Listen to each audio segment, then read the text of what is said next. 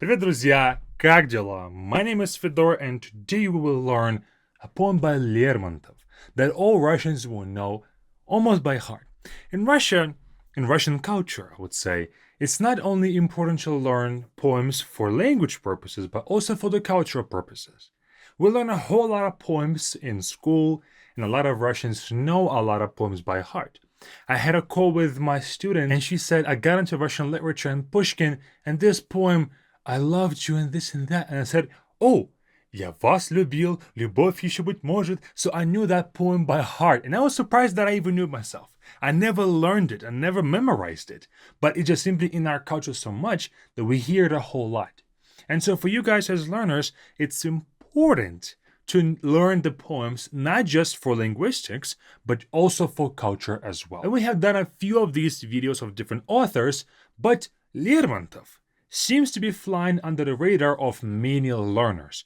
Maybe because of his last name Lermontov is too long or something, but for Russians, he is one of the most famous writers. And today, we'll take a look at one of his poems that is, I think, the most famous, I believe, or at least one of the most famous. And it has a great message in it too. Let's first read it in its entirety and then break it down. Белеет парус одинокий, в тумане моря голубом, что ищет он в стране далекой, что кинул он в краю родном. Играют волны, ветер свищет, и мачта гнется и скрипит. Увы, он счастья не ищет, и не от счастья бежит. Под ним струя светлее лазури, над ним луч солнца золотой, а он мятежный, просит бури, как будто в бурях есть покой. And that is it. You might hear the rhyming of it or the melody of it. And also, what's important is something that I had to work on for myself because I speak English so much and I'm surrounded by a lot of American culture, American content, or English speaking content, that my melody of my Russian language has started to change and my melody of my speaking was off. And I had to go back and to kind of retrain myself as a Russian native, right? Retrain the Russian melody. And right now, I read this poem with the melody of a Russian person that we speak like this, and it's more like that, and it's a bit more like that. So whenever you learn the poems and you listen to natives read them, not only should you listen for words, also listen to the intonation. In English, we tend to like speak everything kind of monotone with the same. Our tone doesn't change as much. Our tone doesn't mean many things, but in Russian it does. And so we have to pay attention to that as well. Side point, let's get back into this poem. Let's do it line by line.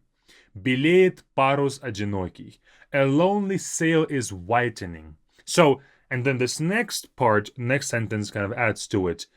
В тумане моря голубом, in the blue mist of the sea. So, you look out into the sea. It's blue. And then you see something whitening right there, out there in the distance. That's a white sail. It's whitening among this mist, this blue mist of the sea. So it's like a lonely sail out there in the distance. So imagine that kind of image. You stand on the shore, you look out the sea, and you see a sail there amongst nothing else, right? Next. Что ищет он в стране далекой? What is it seeking in a faraway land? Что кинул он в краю родном? What did it leave behind in its native land? So, you look out into this sea and you see a sail. What is it looking for? Where is it going? Where is it? What is it after? And also because the sail is out there, not on the shore, what did it leave behind? We have this ищет он. Что ищет он? What is he looking for? And then что кинул он? What did he leave behind? Кинуть means to throw, but also кинуть means to forget, to kind of get rid of. So, что ищет он? What is it looking for? Что кинул он? What did it leave?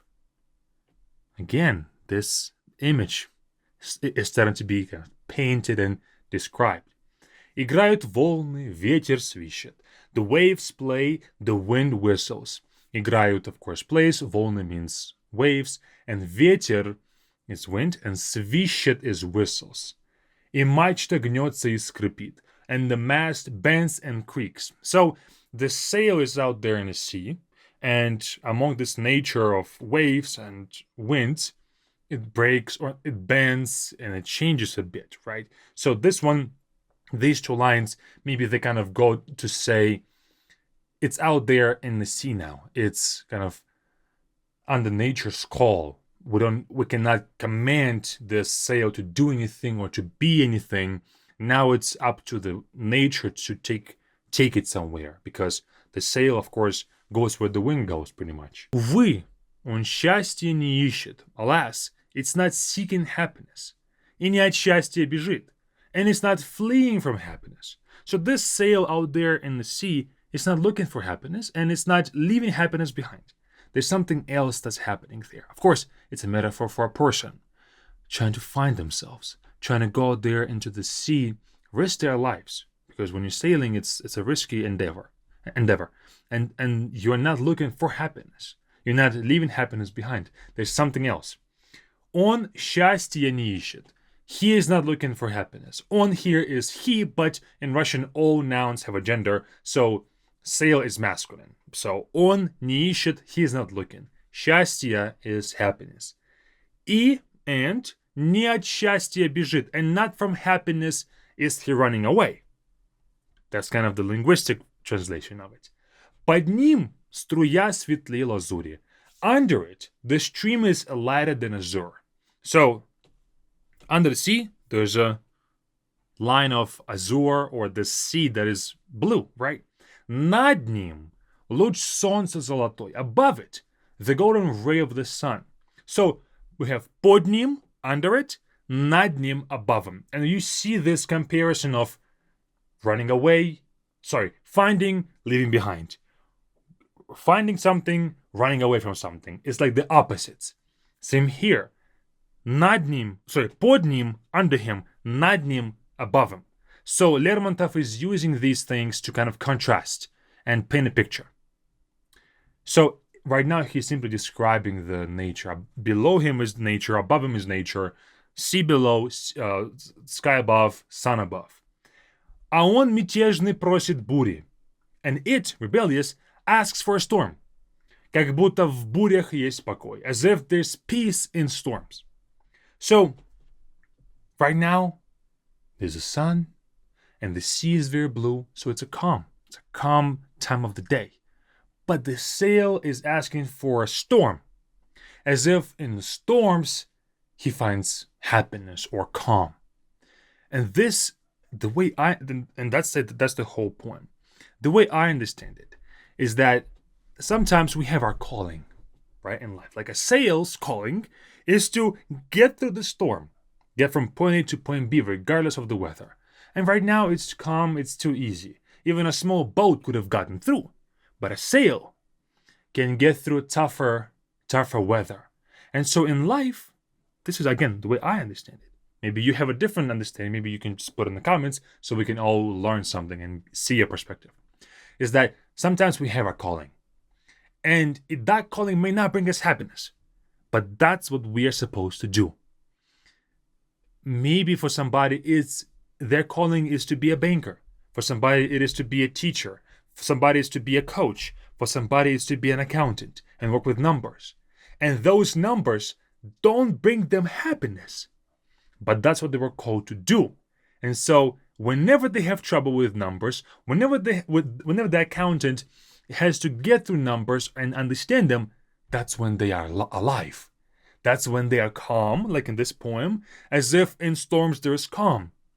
And so you work with those numbers and you become calm, because that's your thing. You were called to do just that. And sometimes we have our lonely sails go out there in the sea, finding those storms to see what our calling might be. And that is all. I hope you've learned something useful today. Guys, we do this kind of breakdown and this learning from poems in our Be Fluent Camp. You can join us with the first link in the description for our advanced class. We'll learn from poems, we'll learn from movies, we'll learn from TV shows, comedy specials, maybe some even TikTok videos. We learn from real Russian. For our advanced group, you will learn a whole lot. Also, you will speak a whole lot too. Check out all the details with the first link in the description. I'll be happy to learn with you and take your Russian to the next level and speak Russian better to your family and friends and be able to express yourself more freely and become part of the Russian group, the Russian society, and be a better or bigger part of it. All right, check it out with the first link in the description or with this button right here.